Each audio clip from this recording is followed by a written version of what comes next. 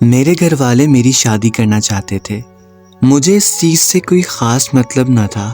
گھر والوں نے ایک لڑکی دیکھی اور پسند کی. مجھے تصویر دکھائی گئی. مجھے تو کوئی عام سی لڑکی لگی. کوئی خاص چیز تو نظر نہ آئی. میں نے کہا آپ لوگوں کو پسند ہے تو ہاں کر دیں. منگنی ہو گئی.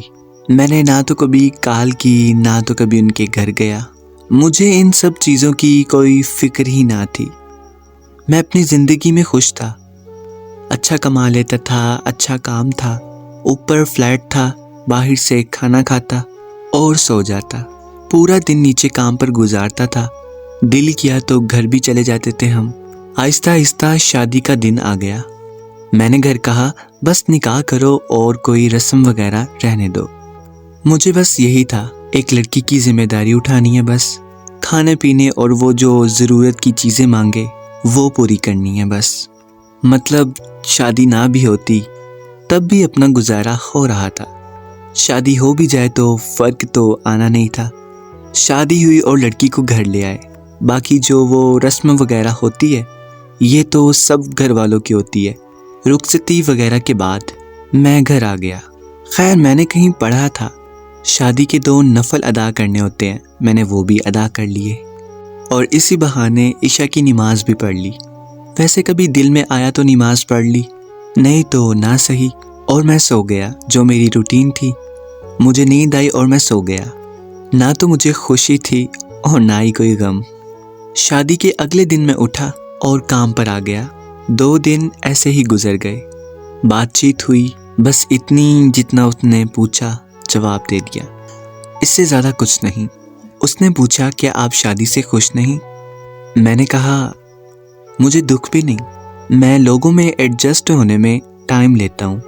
نہ کبھی میں نے اس کی تعلیم پوچھی نہ کچھ اور. میں نے کون سا جاب کروانی تھی. 1-2 بار گھر چھوڑنے گیا اس کو امی کے کہنے پر.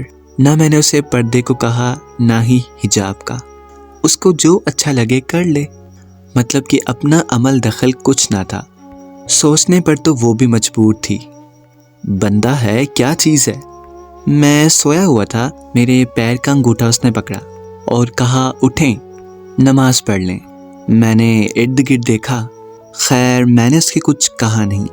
ویسے کوئی ملازم اٹھاتا تھا جب اس کی خیر نہ ہوتی تھی. میں بولا کچھ نہیں. میں نے سوچا چلو اٹھ گیا ہوں تو نماز بھی پڑھ لوں. 2 رکعت نماز ادا کی اور پھر بستر پر. اب وہ میرے پاس ہی بیٹھ گئی, قرآن پڑھنے لگی. میں مست ہو کر سویا ہوا. آواز تو آہستہ آہستہ آ رہی تھی. خیر میں اٹھا اور نہایا. ناشتہ بنا دوں؟ آواز آئی. میں نے کہا نہیں, میں لیٹ کرتا ہوں اور میں اپنے کام پر. خیر لیٹ تھا, میں گھر نہیں گیا اور فلیٹ پر ہی سو گیا. اگلے دن میں جب گھر گیا تو امی نے کہا کہ گھر کیوں نہیں آیا, اب تیری شادی ہو گئی ہے, جتنا مرضی لیٹ ہو جائے گھر ٹائم پر آیا کرو. وہ پاس ہی کھڑی تھی. میں اچھا کہہ کر جا کے کمرے میں سو گیا. تھوڑی دیر کے بعد وہ بھی کمرے میں آ گئی. میں نے پوچھا امی سے تم نے کہا؟ اس نے کہا میں نے تو امی کو نہیں کہا. اگلی صبح پھر اس نے مجھے اٹھا دیا اور خود جا نماز پہ کھڑی. نماز ادا کی نیت باندھی ہوئی تھی. اب بندہ اسے کیا کہے. خیر ہم نے بھی شرم و شرمی میں وضو کر کے نماز ادا کی. اس کے بعد اس نے کہا آپ میری بات سنیں. میں نے کہا جی, میں آپ کی بیوی ہوں. میں نے کہا ہاں جی, بیوی کے کچھ حقوق ہوتے ہیں. میں نے کہا پتہ ہے. اس کے بعد وہ قرآن پڑھنے لگی. میں خاموش اپنے موبائل پر لگا رہا. اگلی رات وہ شرارتیں کرنے لگی اور جیسے تیسے اس کے حقوق ادا کیے یا اس نے اپنے حقوق لے لیے. وہ لڑکی آہستہ آہستہ میری زندگی میں انوالو ہونے لگی. خیر اپنے بھی مزے ہونے لگے. ہر چیز تیار ملنے لگی. کپڑے جوتے وغیرہ ہر چیز اپنی جگہ پر ملتی. کہیں بھی پھینک دو. نماز پڑھنے لگا تھا. مطلب زندگی اب بہتر ہوئی تھی. اس کے آنے سے کافی گھل مل گئے تھے ہم. اس نے قرآن پڑھا تو میرا سر اس کی گود میں ہوتا. آواز پیاری تھی. اکثر سو بھی جاتا. جب تک میں خود نہ اٹھتا وہ جگاتی بھی نہیں تھی, قرآن پڑھتی رہتی. اب میں کام پر اکثر لیٹ بھی ہونے لگا.